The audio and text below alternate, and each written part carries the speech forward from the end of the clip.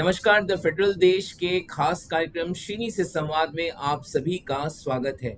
20 जुलाई को paper leak के खिलाफ छात्रों ने संसद तक मार्च निकाला। हालांकि मार्च के दौरान हमने देखा काफी हिंसा हुई। पुलिस ने छात्रों को रोकने की कोशिश की और काफी लाठियां भी चलाई, आंसू गैस के गोले दागे। करीब 14 साल के बाद जब निर्भया कांड हुआ था, उसके 14 साल के बाद दिल्ली के सड़कों पे ये मंजर नजर आया। लेकिन छात्रों के खिलाफ जिस तरीके की कार्रवाई हुई, उसके बाद पॉलिटिकल जो सपोर्ट है सीजेपी के आंदोलन को और छात्रों की मांग को, वो संसद में लगातार देखने को मिल रहा। हमने देखा मंगलवार को किस प्रकार प्रधानमंत्री के घर पे राहुल गांधी, प्रियंका गांधी पहुंच गए, छापेमारी करके धरना प्रदर्शन पे बैठ गए। फिर अखिलेश यादव ने उनको ज्वाइन किया, कैसे घसीट के उनको उठाया गया। तो भारतीय राजनीति में छात्रों की मांग के जरिए क्या बड़ा तब्दीली देखने को मिलेगा, आज हम इसी पे चर्चा करेंगे। और पूरे पर्सपेक्टिव देने के लिए हमारे साथ हमारे editor in chief, the Federal के editor in chief S Srinivasan ji जुड़ चुके हैं और उनसे हम समझेंगे, क्योंकि ये मसला काफी गंभीर होता जा रहा। तो सर, सबसे पहले द फेडरल देश श्रेणी से संवाद कार्यक्रम में आपका स्वागत है। और सर, मैंने इंट्रो में काफी नमस्कार, धन्यवाद मनीष जी।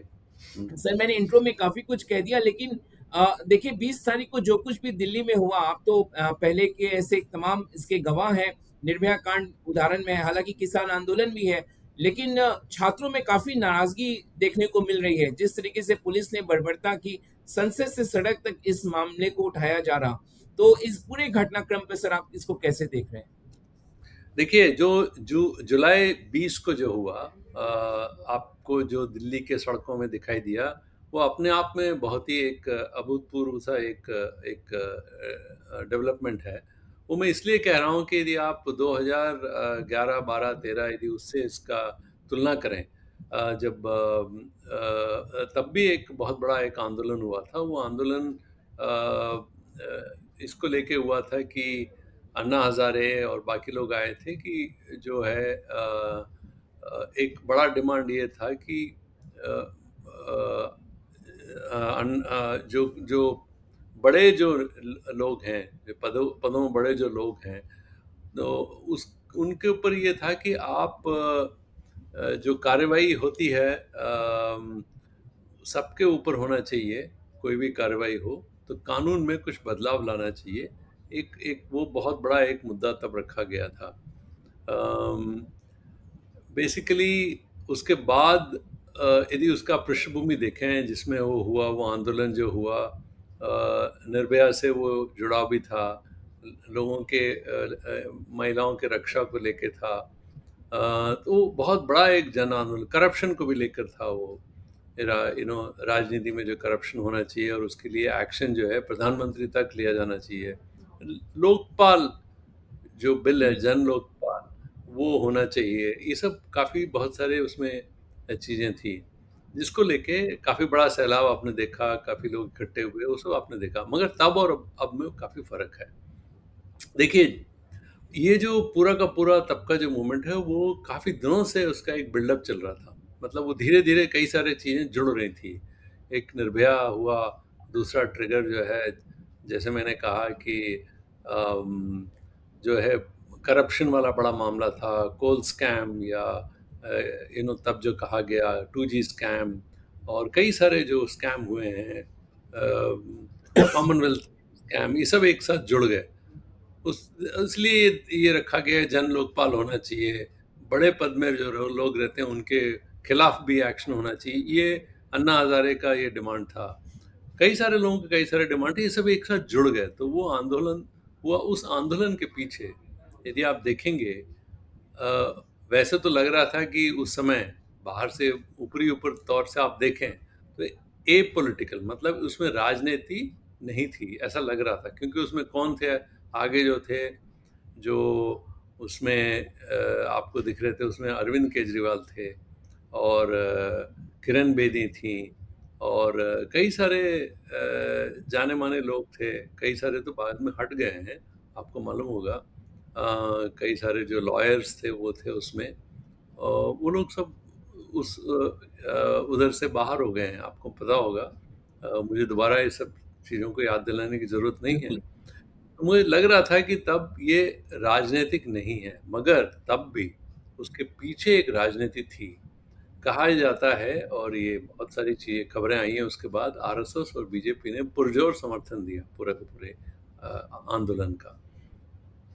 इस बार जो हुआ है, तब और अब में फ़र्क है कि तब सरकार एकदम कांग्रेस सरकार, ढलान, यूपीए की सरकार थी, यूपीए 2। वो एक ढलाव पे थी। उनको मतलब ये लग रहा था कि बहुत ये भी कहा जा रहा था पॉलिसी पैरालिसिस है, क्या ये सरकार चल भी पाएगी, बहुत सारे सवाल थे। मगर अभी ऐसा स्थिति नहीं है। सरकार अपने बहुत ही एक मजबूत इस पे खड़ी हुई है, स्तंभ पे। अभी उसका स्तंभ बहुत मजबूत है, और सभी चीज़ें उसके कंट्रोल में हैं। और ऐसा नहीं है कि लोग रोज सड़क पे निकल कर, और आंदोलन करना पिछले 10-12 सालों में आपने देखा होगा, काफ़ी आंदोलनकारियों को काफ़ी दिक्कतों का सामना करना पड़ा, क्योंकि आंदोलन के इतना लिबरल एटमॉस्फेयर नहीं है, मतलब इतना खुलापन नहीं है जो उस ज़माने में हुआ करता था। बहुत आसान था, 100-200 लोग इकट्ठे गए, आ गए सड़क पे। इस बार वो सब नहीं है। उसके बावजूद इतनी बड़ी तादाद में बच्चे सड़कों पे इकट्ठे हुए, वो अपने आप में एक बहुत बड़ी बात है। और किसी को ये उम्मीद ही नहीं थी कि ऐसा कुछ होगा। आपने भी देखा होगा कि जो हमारा नेशनल मीडिया है, जिसको गोदी मीडिया कहते हैं, उसको तो हवा ही नहीं लगी कि क्या हुआ है। और इसमें एक बड़े आश्चर्य की बात यह है कि वांगचुक को जब हटाया गया, सोनम वांगचुक को, उनके अनशन से, ये हुआ वाकया ये शनिवार का था जब उनको हटाया जी, गया। ये हाई कोर्ट के उस पे कहा गया कि हाई कोर्ट ने अपना एक कंसर्न एक्सप्रेस किया कि भाई ऐसा है कि उनका तबीयत का ध्यान दिया जाना चाहिए, हर ज़िंदगी ज़रूरी है। तो उसको का एक वो दिखा के उन्होंने उसको अलग कर दिया। मुझे तो ये लग रहा था कि शायद चूँकि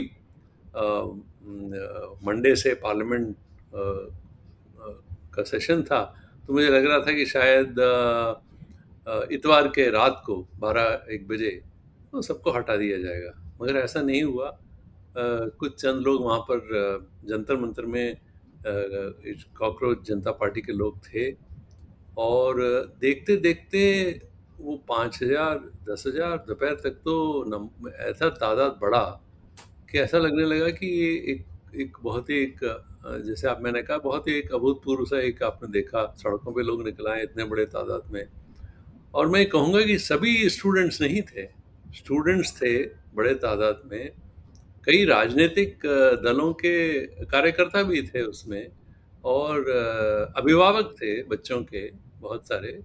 कई लोग तो अपने छोटे-छोटे स्कूल जाने के बच्चों को भी लेकर वहाँ पर आए।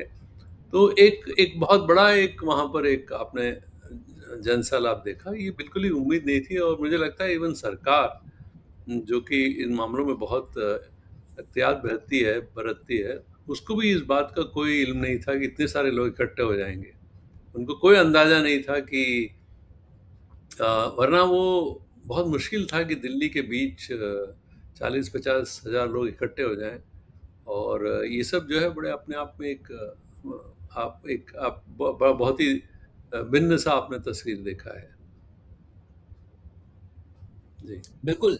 सर, लेकिन आपने खुद कहा कि सरकार एसेस नहीं कर पाई, सरकार को इस बात की बिल्कुल इल्म नहीं थी कि इतने बड़ी संख्या में लोग छात्र वहाँ पे जमा हो जाएँगे। लेकिन उसके बाद जो तस्वीरें निकल कर आईं, पुलिस की ज्यादती छात्राओं के साथ, खासतौर से छोटी-छोटी लड़कियों के साथ, ये मोदी सरकार के छवि, क्योंकि संसद में और अभी थोड़ी देर पहले राहुल गांधी का प्रेस कॉन्फ्रेंस होता है, उन्होंने कहा कि जो लोग इसके लिए जवाबदेह हैं, अखिलेश यादव ने भी आज उठाया, उद्धव ठाकरे दिल्ली में हैं, उन्होंने इस मसले को उठाया, उनकी जवाबदेही तय की जानी चाहिए। जी, ये काफ़ी एक अनफॉर्चुनेट सा चीज़ हुआ है। ये उम्मीद नहीं थी बहुत लोगों को, बहुत सारे बच्चे वहाँ पर थे कि इस तरह से उन पे लाठीचार्ज होगा, इस तरीके से जो है कई सारे आंसू गोले फेंके जाएँगे, पानी के फव्वारे भी शायद खोले गए थे एक दो जगह पे। तो ये सब जो है वो सरकार की तरफ से वो इसलिए हुआ कि कुछ शायद बैरिकेड तोड़े गए, पार्लियामेंट की तरफ सब लोग जाने लगे, उसको रोकने के लिए सरकार ने ये सब किया। मगर पुलिस की जाती उसकी ज़रूर जांच होनी चाहिए, ऐसा क्यों किया उन लोगों ने? क्यों उनको आंसू इतने सारे चलाने पड़े? क्यों उनको लाठीचार्ज करनी पड़ी?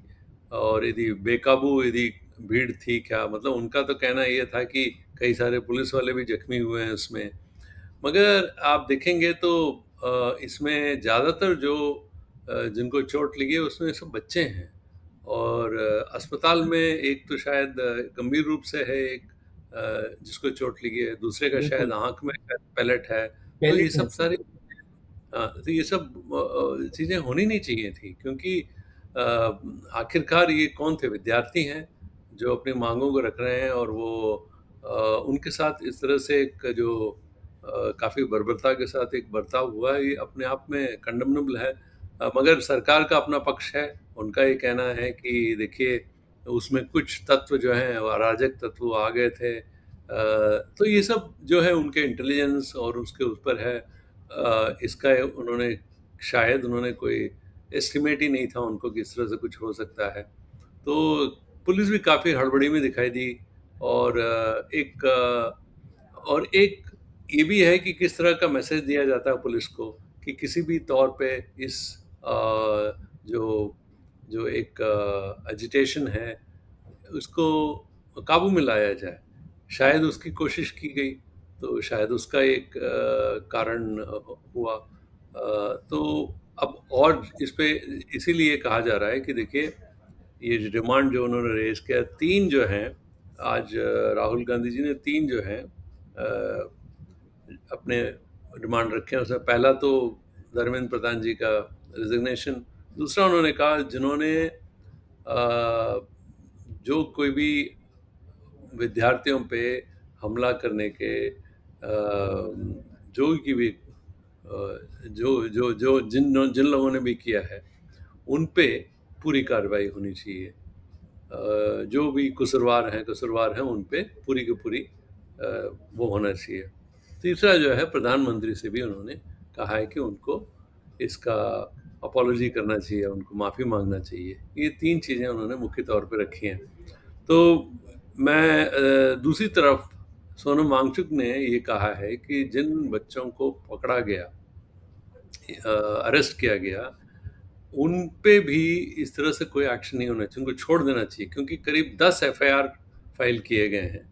देखिए, मैं कल कुछ चैनल्स को देख रहा था, हिंदी चैनल और बाकी, उनमें दिल्ली के चैनलों को, उनमें ये कहा जा रहा था कि पुलिस के जो अफसर हैं, अफसरान, वो कह रहे थे कि देखिए, काफ़ी बड़े तादाद में हमने सीसीटीवी के फुटेज देखे हैं, और काफ़ी हम पर काफ़ी वार हुआ है, और हम चाहते हैं कि उन सब के ऊपर हम ज़रूर एक्शन लेंगे, और सीसीटीवी को खंगाल के देखकर हम लोगों के खिलाफ एक्शन लेंगे, और कई सारे हमने एफआईआर दर्ज किए हैं। तो ये पुलिस का अपना वर्जन है। मगर इस पे सबसे एक एक निष्पक्ष जांच बैठानी चाहिए सरकार को, देखना चाहिए। पहली बात तो ये है कि ये सब बातें क्यों हुई, कैसे हुई, ये सब तो, मगर ये सब का शुरुआत तो तब होगा ना जब कोई बातचीत हो। फिलहाल स्थिति ये है कि सरकार और विपक्ष में कोई इस तरह का कोई माहौल ही नहीं बन रहा है कि वो बैठ के बात भी कर सकें।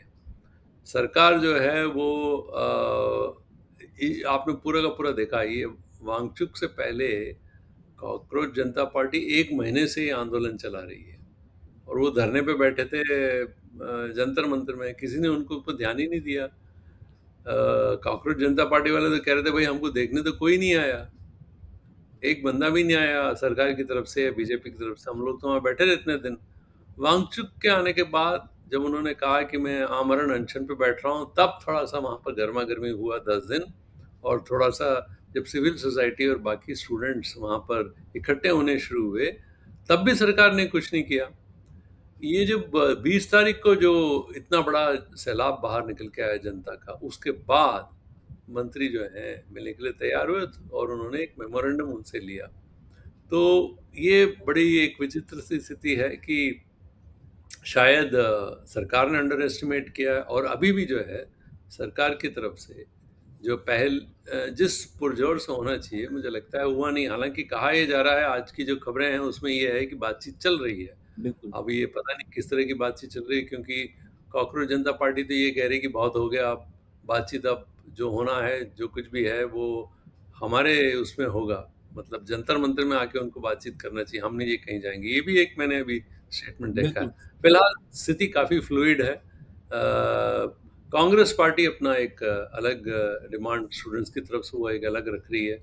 आम आदमी पार्टी कुछ और कह रही है। तो इन सब चीज़ों को लेकर आज सरकार को अब देखना होगा कि आगे कैसे कार्रवाई हो। तो सर आपने पॉलिटिकल अब थोड़ा-सा पॉलिटिकल इस चर्चा को सर आगे बढ़ाते हैं क्योंकि कल जिस तरीके से मल्लिकार्जुन खड़गे का जन्मदिन और प्रधानमंत्री आवास के बिल्कुल बगल में राजाजी मार्ग बिल्कुल आप उनसे अवगत भी हैं उस एरिया से वहाँ से अचानक से वो लोग छापेमारी के अंदाज में निकले और जाकर लोक कल्याण मार्ग उनके घर के बाहर गेट के बाहर वहाँ पे बैठ गए गोल चक्कर के पास। ये सरकार को इल्म नहीं था और कांग्रेस जो कि पहले उसकी आलोचना हो रही थी कि इतने छात्र प्रदर्शन कर रहे हैं जंतर मंतर पर, सीजेपी का प्रदर्शन चल रहा, वांगचुक अनशन पर है, वो उसके साथ खड़ी क्यों नहीं है?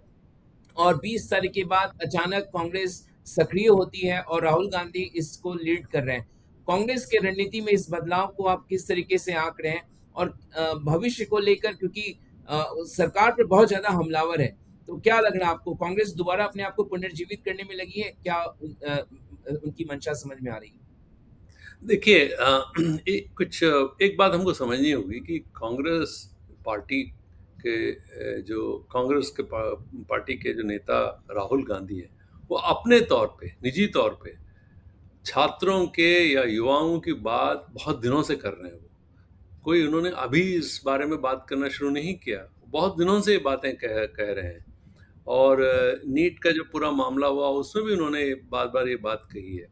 और आपने देखा होगा, उन्होंने एक छात्र आंदोलन का आगाह किया। उन्होंने कोटा में गए, उन्होंने एक वहाँ पर एक बहुत बड़ा एक सम्मेलन किया। फिर उत्तराखंड देहरादून उत्तराखंड गए। देहरादून गए, वहाँ पर भी उन्होंने किया। तो ये करते आ रहे हैं कई कई सारे जगह पर। जो परीक्षा में जो अनीतियाँ हो रही है उसको लेके उन्होंने लगातार बात किया है। एक तरफ कांग्रेस इस बात को बार-बार कहते आ रही है, और कांग्रेस का ये कहना है कि हम कुछ भी करते हैं, अनशन करते हैं या कोई भी आंदोलन करते हैं, इसका कोई हमारा कोई देखता नहीं है, क्योंकि जो गोदी मीडिया कहा जाता है, जो मेनलाइन मीडिया, वो उसकी तरफ कोई ध्यान ही नहीं देता है। तो मीडिया जो है मैग्निफिकेशन का काम करता है। उनका ये कहना है कि भई देखिए, हमको तो कोई हमारी कोई सुनवाई नहीं होती, मगर हम लगातार इसमें लगे हुए हैं। दूसरी तरफ जो कॉकरोच जनता पार्टी में, उसमें स्पॉटलाइट तुरंत आया जब से सूर्यकांत जी ने एक बयान दिया, चीफ जस्टिस ने, उसके बाद ये पार्टी बनी और उसके बाद ज़मीन पे पहली बार उतरी 1 महीने पहले। ध्यान लोगों का तब गया जब वांगचुक ने वहाँ पर अनशन आमरण अनशन शुरू किया। कांग्रेस का ये सोचना है कि देखिए, ये जो कुछ भी हो रहा है सीजेपी ने किया है या वांगचुक जी बैठे हैं, इससे हमें कोई दिक्कत नहीं है, वो जो करें वो करें, मगर हम अपनी तरफ से कांग्रेस पार्टी अपना आंदोलन करेगी। तो इसीलिए आपने देखा होगा कि बहुत सारे डिमांड है, राहुल क्यों नहीं जा रहे हैं वहाँ पर, राहुल क्यों नहीं पहुँच रहे हैं। मुझे लगता है कि, और मुझे कुछ कांग्रेस के कुछ जो हमारे रिपोर्टर्स हैं उन्होंने मुझे एक खबर दी। उनका ये कहना है कि देखिए, राहुल गांधी के दिमाग में अभी भी ये बहुत साफ नहीं है सीजेपी के बारे में कि उनका कौन है, ये क्या, उनका फंडिंग कहाँ से हो रहा है, किस तरीके का फोर्स है, कौन है उनके पीछे। तो उनको इस बारे में कोई खास वो नहीं है, अंडरस्टैंडिंग नहीं है। वो ये चाहते हैं कि ठीक है, वो अपना आंदोलन कर रहे हैं, करते रहें, मगर कांग्रेस पार्टी जो है अपना आंदोलन करेगी। और आज भी उन्होंने अपने प्रेस कॉन्फ्रेंस में बताया वो क्यों गए थे मल्लिकार्जुन खड़गे के घर से, एकदम उठ के। ये जो ये छापामारी जैसा हो गया, सरकार को इसका कोई कल वो नहीं था कि इतने सारे राहुल गांधी जाके प्रधानमंत्री जी के घर के सामने बैठ जाएंगे। वो उनके लिए एक बहुत बड़ा एक ऐसी स्थिति थी कि उनको उसकी उम्मीद ही नहीं थी। और ये छापामारी क्यों किया, राहुल का कहना था कि वो इसलिए, कांग्रेस पार्टी का ये कहना है कि इसलिए करना पड़ा है कि सरकार वैसे तो सुनती नहीं है, पार्लियामेंट के अंदर भी नहीं सुनती है, पार्लियामेंट के बाहर ये लोग कह रहे हैं उनकी भी नहीं सुनती है। तो हम अपना एजिटेशन कर ही रहे हैं, आंदोलन दिनों से कर रहे हैं, उसकी भी कोई सुनवाई नहीं हो रही है। तो हमने सोचा ठीक है, एक प्रधानमंत्री के घर के बाहर ही जाके करें। तो उनका ये कहना है, इसीलिए वो गया। आज राहुल ने भी उसका एक वो दिया कि हम लोग वहाँ पर गए क्योंकि हमको लगा, उन्होंने दूसरी तरीके से कहा, उन्होंने कहा देखिए बच्चे सब सड़कों पे हैं, तो हमको लगा हमको भी सड़क पे पहुँचना है, क्योंकि पार्लियामेंट के अंदर तो कुछ हो नहीं रहा। ये उनका कारण था। मगर इस पूरे राजनीति में राजनीतिक उसमें अब बीजेपी ज़रूर कोशिश करेगी कि ऑपोजिशन में जो काफ़ी सारे जो डिफरेंस ऑफ ओपिनियन हैं आम आदमी पार्टी को लेके, सीजेपी और कांग्रेस को लेके, क्योंकि कांग्रेस एक बयान दे रही है, आम आदमी पार्टी कुछ और बयान दे रही है, और सीजेपी कुछ और बोल रही है, वांगचुक कुछ और बोल रहे हैं। इन विरोधाभासों को बड़ा किया जाए, उजागर किया जाए, ये उनकी कोशिश होगी। मगर जो प्रेस कॉन्फ्रेंस हुआ 4 बजे राहुल जी का, उसमें ज़रूर उन्होंने इस बात की कोशिश की कि उनका जो फोकस है वो सिर्फ विद्यार्थियों पे बना रहे, स्टूडेंट्स से बने रहे, और वो बार बार इसी बात को कहते आ रहे हैं, जबकि उनसे कई सवाल पूछे गए, मगर उन्होंने बार बार यही बात कही। तो सर कांग्रेस ने और खासतौर से राहुल गांधी की बात करें तो उन्होंने पिछले 1 साल में वोट चोरी, एसआईआर जैसे तमाम मुद्दे को लेकर लगातार प्रेस कॉन्फ्रेंस करते रहे हैं। संसद में भी उन्होंने रेस किया है। लेकिन ये छात्र के जो मुद्दे हैं और पेपर लीक और उसमें कई सारी चीजों को उन्होंने इंक्लूड किया, जिसमें पब्लिक सेक्टर में एम्प्लॉयमेंट का ना होना, पब्लिक सेक्टर का प्राइवेटाइजेशन अभी अपने प्रेस कॉन्फ्रेंस में कहा। तो इन मुद्दों के जरिए कांग्रेस का क्या बेड़ा पार हो पाएगा, आपको क्या समझ में आता है? देखिए, ये तो बहुत जल्दीबाजी होगी कि यदि हम इस पे बात करना करें क्या उनका बेड़ा पार होगा नहीं होगा। मगर जो कहीं भी आंदोलन होते हैं, बड़े आंदोलन होते हैं, या जब कभी जनता आंदोलित होती है, कोई एक मुद्दे पे नहीं होती है। एक मुद्दा जो है वो ट्रिगर होता है, वो एक फ्लैश पॉइंट होता है, वो एक चिंगारी जैसे होती है। मगर अंडरलाइंग फैक्टर्स जो कहा जाता है, बहुत सारे बाकी जो चीज़ें हैं वो उससे जुड़ती जाती हैं। जैसे मैंने अन्ना हज़ारे के समय पे भी आपसे कहा कि बहुत सारे इश्यूज थे। अभी जो है युवा के सामने एक बहुत बड़ी एक चुनौती है, और युवा उसका उस परेशानी को झेल रहे हैं। सबसे पहले तो एक तो आपने देखा है पूरा जो एजुकेशन को लेके है, और नौकरियों को लेके है। कई लोगों को तो ऐसा है कि यूपीसी के एग्ज़ाम दे के अलावा, नीट के अलावा, ये तो सेंट्रल एग्ज़ाम्स हैं, कई सारे स्टेट एग्ज़ाम है, पटवारी का यदि परीक्षा है, या जो कई सारे स्टेट गवर्नमेंट के जो कई सारे एग्ज़ाम्स हैं, परीक्षाएं जो होती हैं, उत्तर प्रदेश का ले लें, राजस्थान का ले लें, मध्य प्रदेश का ले लें, इन सब में जो है परीक्षाएं तो हो जाती हैं, रिजल्ट्स नहीं आते हैं, कई महीनों तक लोगों को नौकरी नहीं लगती। जैसे कर्नाटका में आपने देखा, वहाँ का जो स्टेट जो पब्लिक सर्विस कमीशन है, एग्ज़ाम तो करा लिए हैं और उसका रिजल्ट ही नहीं दिया है। कई सालों तक लोग बिना एम्प्लॉयमेंट के घूम रहे हैं, और उनकी जो है उनकी उम्र बढ़ती जा रही है, तो वो इस स्थिति पे आ जाते हैं कि दूसरी बार परीक्षा भी नहीं दे सकते हैं वो। ये सब स्थितियां जो हैं, ये युवा को काफ़ी तकलीफ पहुंचा रही हैं। तो एक तो नौकरी वाली स्थिति, दूसरी नौकरी मिलने पर भी अंडर एम्प्लॉयड, जिसका मतलब युवा के जितना उनको जिस तरीके का नौकरी वो ढूंढ रहे हैं उस तरीके का नौकरी नहीं मिल पाता। और तीसरा अंडर वेजेस, जो तनख्वाहें नहीं बढ़ रही। देखिए, बात सबसे बड़ी दिक्कत तो ये है कि आप कुछ ज़माने पीछे देखा जाए तो ऐसी स्थिति थी, यदि रिटायर हो रहे हों और बेटा यदि नौकरी में आ रहा हो, ऐसे ही होता है अमूमन। पिताजी रिटायर हो रहे होते हैं और बेटा जो है वो नौकरी पे आता है।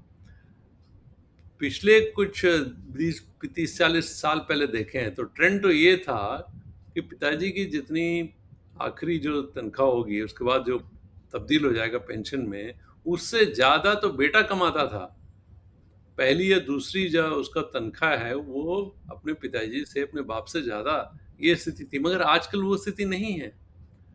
लोगों को उस तादाद में लोगों को उस तरीके का जो है वो नहीं मिल रहा है, इनकम नहीं आ रहा है। और दूसरी दिक्कत ये है कि मांगें बढ़ गई हैं, महंगाई बढ़ गई है। महंगाई से ज़्यादा एक दूसरा शब्द है जो ज़्यादा उपयुक्त होगा, जो कॉस्ट ऑफ लिविंग है। मतलब बहुत सारी चीज़ों के दाम इतने बढ़ गए हैं कि आपका जो पूरा रहन-सहन का एक तरीका है, उसमें उसका काफ़ी ज़ोर पड़ने लगा है। देखिए, हर किसी के घर में इंटरनेट है, तो उसका अलग, ओटीटी प्लेटफ़ॉर्म है, उसका अलग पेमेंट, अ, गाड़ियाँ हैं, तो उसके तेल का, ट्रांसपोर्ट का अलग पेमेंट। आजकल तो ट्रेन से लोग जाते ही जाते थे पहले, आजकल बहुत सारे लोग फ्लाइट से भी जाते हैं, उसका अलग। मिडिल क्लास के सामने बहुत सारी चुनौतियाँ, और ये जो जेन ज़ी है, उन्होंने इन मुश्किलों को नहीं देखा है। उनको तो जब से वो आए हैं, वो एक नए डिजिटल युग में आए हैं, जो उन्होंने सिर्फ़ सेल फ़ोन देखे हैं और लैपटॉप देखा है। और उनको उसके पहले की जो तकलीफ़ें हैं, उससे वो वाकिफ़ नहीं हैं। और इन सब चीज़ों को पाने के लिए आपके हाथ में एक अच्छा खासा पैसा चाहिए, तो इनकम नहीं है, एम्प्लॉयमेंट अपॉर्चुनिटीज़ नहीं बढ़ रही हैं। देखिए, इकॉनमी तो ग्रो हो रहा है, मानते हैं, 7% पे ग्रो हो रहा है, मगर इस देश के लिए इतना इकोनॉमिक ग्रोथ काफ़ी नहीं है।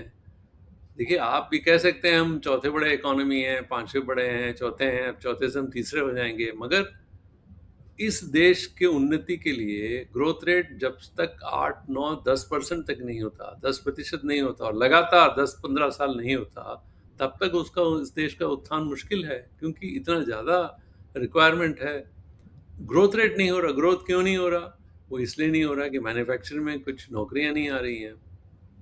बहुत सारे जो किसान हैं, वो शहरों की तरफ आ रहे हैं, तो उनको जिस तरीके से किसानी से निकल के उनको मैन्युफैक्चरिंग में जाना चाहिए, उद्योग में जाना चाहिए, या उनको बाकी क्षेत्रों वो नहीं मिल रहा। ज़्यादातर लोग कहाँ जा रहे हैं? सर्विसेज में जा रहे हैं, और आईटी में एक अलग प्रेशर आ रहा है। एआई आने के बाद वहाँ पर भी नौकरियों पे एक बड़ा सवालिया निशान खड़ा हो गया है।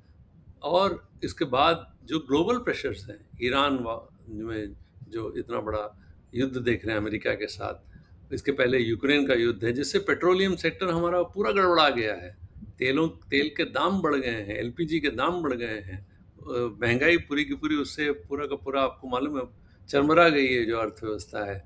दूसरी बड़ी बात तो यह है कि ट्रंप जो हैं, जब से वो आए हैं, राष्ट्रपति ट्रंप अमेरिका के, वो इतने बड़े बड़े टैरिफ ठोक रहे हैं, 50%, 25%, 30%। वो अपने आप में एक अलग टेंशन है। बहुत सारी चीज़ें इसलिए जुड़ गई हैं, तो आज का युवा यदि नाराज है, नीट तो एक एक कारण है, एक चिंगारी है, उसके पीछे बहुत सारे कारण भी हैं जो जुड़ गए हैं।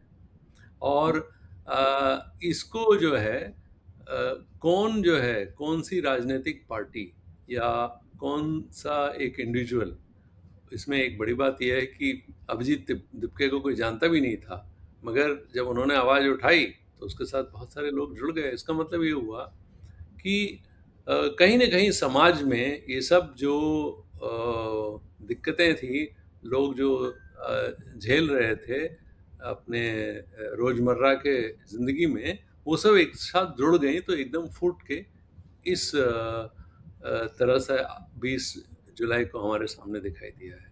बिल्कुल सर, आपने महत्वपूर्ण बात बताई। और आज जो सर विजुअल्स आ रहे हैं उसमें पटना में भी स्टूडेंट्स का प्रोटेस्ट, जहाँ पे वाटर कैनन और आंसू गैस के गोले दागे गए पटना के सड़कों पे। कल तक पटना में नहीं हुआ था, लेकिन आज पटना से विजुअल्स हमारे पास दिख रहे हैं। अ, तो देश भर में देहरादून, वाराणसी, लखनऊ, नागपुर, इंदौर, जयपुर, सभी जगह अब जिस तरीके से प्रोटेस्ट हो गए, तो क्या मोदी सरकार के सामने, और दिल्ली में तो प्रोटेस्ट चल रहे हैं उनके नाक के नीचे, तो ये और विपक्ष का हमला, उनके ऊपर आक्रमण, तो मोदी सरकार के लिए कितनी बड़े संकट इसको आप देख रहे हैं मौजूदा परिस्थिति में? नहीं, अभी जितना 12 साल में, ये 13 साल में ये संकट काफ़ी बड़ा संकट है ये। इस तरीके का संकट मोदी सरकार के सामने अभी तक नहीं आया है, और युवाओं का गुस्सा, उससे उनको संयम से निपटना चाहिए। यदि बल का प्रयोग करते हैं, तो उससे क्या है, गुस्सा और बढ़ता है। मैं कुछ लोगों को कल सुन रहा था, कुछ यूट्यूबर्स जाके कुछ बच्चों से बात कर रहे थे। पहले दिन 20 तारीख को वो लोग नहीं आए थे, मगर 21 तारीख को वो लोग पहुंच गए थे। तो उनसे ये सवाल पूछा गया, आप कल तो नहीं थे, आज क्यों आए? तो बोले, आज इसलिए आए कि हमने जब खबर सुनी कि लोग यहाँ पर पिट रहे हैं तो हम आए। तो उन्होंने कहा कि आप क्यों आए? जो लोग कहीं पिटाई की बात सुनते हैं तो लोग वहाँ से भागते हैं, बजाय उसके भागने के आप लोग यहाँ क्यों पहुँचे? तो उनका ये कहना था कि ऐसे कैसे पीट सकते हैं? हमको भी पीटे, हम आ गए। मतलब ये जो गुस्सा जो है युवा का, ये अपने आप में काफ़ी खतरनाक है। तो सरकार को काफ़ी संयम से इस चीज़ को हैंडल करना चाहिए, और युवाओं का जो गुस्सा है उसको उनसे बातचीत करनी चाहिए। भाई डिमांड क्या हो रहा है, क्या बैठ के बातचीत करें। यदि आप देखें अभी तक बातचीत किस तरीके से हुआ है। पहले दिन 20 तारीख को उनसे कहा गया आप एक मेमोरेंडम दीजिए, मेमोरेंडम दिया गया। उसके बाद नड्डा जी से कहा गया कि उनका मेमोरेंडम मिला, उनको बातचीत हुई, उसके बाद आगे उसके बाद कोई खबर नहीं है। तो सरकार को इसको थोड़ा सा ज़्यादा उससे बरतना चाहिए। बड़े इस चीज़ को लेके कैसे हैंडल करें उनको सोचना होगा, क्योंकि जैसे आपने पहले पूछा ये किस तरह का एक सरकार के सामने चुनौती है, मेरे समझ में काफ़ी बड़ी चुनौती है। और सर जाते-जाते एक आखिरी सवाल आपसे लेंगे। आज सुप्रीम कोर्ट में इसी को लेकर जो पुलिस की जो जाति थी उसको लेकर एक याचिका लगी थी, क्योंकि कॉकरोच पार्टी जनता पार्टी का जन्म ही सुप्रीम कोर्ट के चीफ सीजेआई के एक बयान के चलते हुआ। तो जब ये याचिका दायर की गई तो सीजेआई का ये बयान कि आप हमारा समय बर्बाद ना करें और अपना समय भी बर्बाद ना करें। इस तरीके के बयानों से और इस तरीके का, क्योंकि कॉकरोच जनता पार्टी ने बड़ा आक्रामक तरीके से उस पर रिएक्ट भी किया है सीजेआई के इस वक्तव्य पे। इसको आप किस तरीके से देख रहे हैं जुडिशरी के इस पक्ष को? देखिए ये बात सही है कि सीजे जो जो सुप्रीम कोर्ट के चीफ जस्टिस हैं सूर्यकांत जी, उनके बयान पे ही पूरा का पूरा गुस्सा फूटा है। और मुझे ये लगा है कि ये बयान देखने के बाद शायद इसमें इस झमेले में कोर्ट पढ़ना नहीं चाहती। वो चाहती है कि सरकार इसको अपने लेवल पे इसका निपटारा हो। तो इसलिए उन्होंने ये कहा है कि देखिए इसमें हम पढ़ना नहीं चाहते हैं, एक एडमिनिस्ट्रेटिव मुद्दा है, इसको जो है सरकार डील करे वही बेहतर है। तो एक तरीके से ऐसा भी सोचा जा सकता है क्या कोर्ट जो है पल्ला झाड़ रही है, इसमें वो ज़्यादा इस चीज़ को तवज्जो नहीं देना चाहती। उसका और देखना होगा, क्योंकि ये पूरा का पूरा आंदोलन ही जो है इसी बात से हुआ है कि एक इंस्टीट्यूशनल फेलियर है। जो इंस्टीट्यूशंस हैं सरकार के, जो जो काफ़ी जो जो पिलर्स माने जाते हैं, क्या उन्होंने अपना कर्तव्य ठीक से निभाया कि नहीं निभाया, ये भी एक बहुत बड़ा सवाल है। और ये जो गुस्सा है जो युवाओं का, जैसे मैंने कहा कई सारे इसमें फैक्टर्स हैं, ये भी एक एक बड़ा कारण है कि आपके जितने बड़े हमारे जितने स्तंभ हैं, वो मीडिया हो या मीडिया का भी रोल बहुत अच्छा नहीं रहा है। आपने देखा होगा जिस तरीके से आंदोलनकारियों ने मीडिया को कोसा है, युवाओं ने जिस तरीके से कहा है हमने तो मेन लाइन मीडिया देखना बंद कर दिया है। ये सब हमको इस सबको सोचना चाहिए। सब इंस्टीट्यूशंस का जो डिग्रेडेशन हुआ है इस पे एक ध्यान दिया जाना चाहिए। और मुझे लगता है कि देखिए इससे कम से कम इन सब चीज़ों से सभी की आंखें खुलनी चाहिए। बिल्कुल सर, आपने महत्वपूर्ण बात कही कि इंस्टीट्यूशंस अपनी तरफ फेलियर है, उनके विफलता के कारण इतना बड़ा आंदोलन हो रहा। शायद वो अपना ज़िम्मेदारी अपनी सही ढंग से निभा रहे होते तो शायद आज ये नौबत नहीं आया होता। तो सर, श्रीनी से संवाद कार्यक्रम में आपने विस्तार से सभी राजनीतिक और जुडिशरी और जो छात्रों का आंदोलन उस पे विस्तार से हमारे सामने, हमारे दर्शकों के सामने बातें रखी। आपने सर अपना समय निकाला। बहुत-बहुत शुक्रिया इस चर्चा में जुड़ने के लिए, और आगे जो भी डेवलपमेंट होगा फिर से सर आपसे इस मसले को लेकर जुड़ेंगे। बहुत-बहुत धन्यवाद सर। धन्यवाद। धन्यवाद। तो दर्शकों, आपने देखा हमने श्रीनी से संवाद कार्यक्रम में द फेडरल के editor in chief S Srinivasan ji से संवाद किया। उन्होंने विस्तार से बताया कि किस तरीके से जनजी का सब्र का बांध टूटता जा रहा है। इंस्टीट्यूशंस के फेलियर की वजह से जंतर मंतर पे इतना बड़ा प्रोटेस्ट हुआ है, और कहीं न कहीं अवसर लोगों के पास घटते जा रहे हैं। तो उसी का नतीजा है कि सड़कों पर युवाओं की देश भर में अब तादाद बढ़ती हुई देखने को मिल रही है। और विपक्षी पार्टी इसको कहीं न कहीं भुनाता हुआ नज़र आ रहा है। सरकार पर दबाव है, सरकार पर चुनौती है, किस तरीके से इस पूरे वाक़ये को हैंडल बेहतर तरीके से कर पाती है। तो बहुत-बहुत शुक्रिया इस चर्चा को देखने के लिए। धन्यवाद।